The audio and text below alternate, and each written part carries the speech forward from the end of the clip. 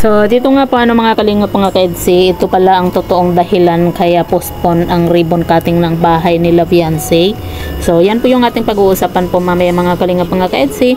Pero bago po natin ipagpatuloy ang video ito sa mga bago pa lang po sa ating munting channel, huwag po natin kalimutang suportahan ang ama ng Kalingap Kuya Val Santos Matubang at Kalingap Rab. At paunawa, panoorin po muna ang full video bago mag-comment para malaman ang nilalaman nito. Pa-like at pindutin na rin po ang notification bell para updated po kayo lagi sa ating mga videos. So dito nga po mga kalingap mga ka-EDC, narinig nga po natin sa live nga po ni Dr. Love kung bakit hindi po matuloy or postpone nga po yung ribbon cutting po ng bahay po nila Viancy. At nung una nga po mga kalingap mga ka-EDC sa live nga po ni Kalingap Rab, sinabi na po niya na cutting ribbon po ng bahay po nila Viancy bago sila pupunta nga po ng Hong Kong. Pero dahil nga po sa gahol po sa oras kasi ang gusto po ni Kalingap Rab din po ay talagang malinis na po yung bahay bago nga po lipatan.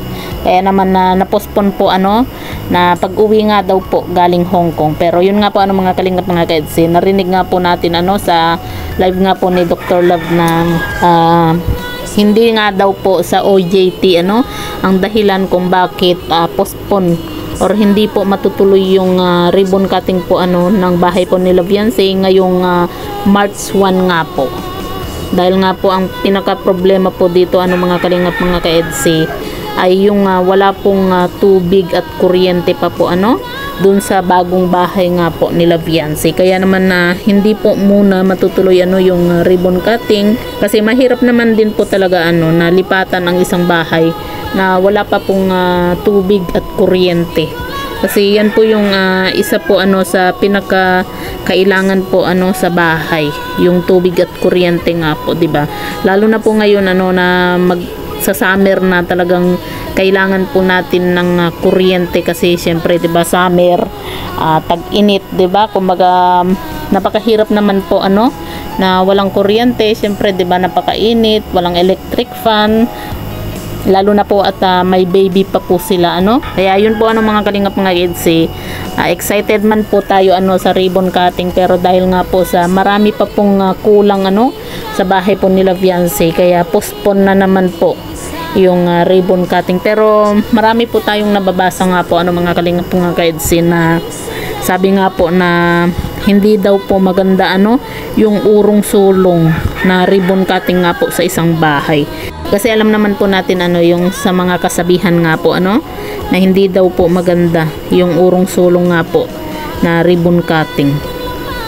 Kaya sabi nga po ng iba na wag na daw pong iurong yung set nga po ng ribbon cutting kasi 'di ba nung una sabi po nila ribbon cutting bago pumunta ng Hong Kong, tapos na palitan po ulit kumbaga na in-schedule na ulit nila na pag-uwi na lang galing Hong Kong. Pero yun nga po may problema pa po at yun po wala pa pong kuryente at tubig nga po dun sa bagong bahay. Kaya hintayin na lang po natin mga kalingap mga ka-EDC kung kailan po ba talaga yung ribbon cutting nga po ng bahay po nila Viancy. Kasi mahirap naman po talaga na lilipat po si Viancy na hindi pa po kumpleto, lalo na po at yun po yung pinakamahalaga po na kailangan po sa isang bahay, yung kuryente at tubig nga po, 'di ba?